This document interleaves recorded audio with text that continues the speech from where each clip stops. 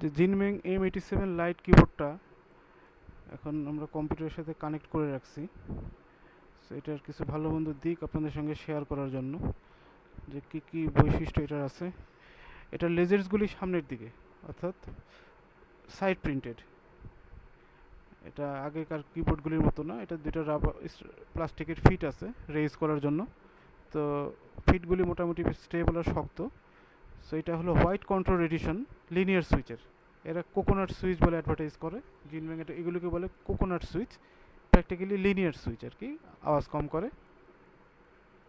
Typing বা গেমিংয়ের জন্য মোটামুটি বেশ পারফেক্ট বলা চলে। এখানে টাইপ সি কানেক্টর উপরে দেখা যাচ্ছে, আর কেবলটা বেশ ভালো শক্তপোক্ত।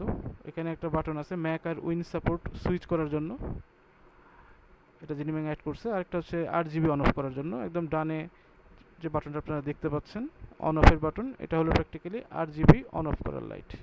এই যে RGB অফ হয়ে গেছে, এখন অন রাখলে অন হয়েছে।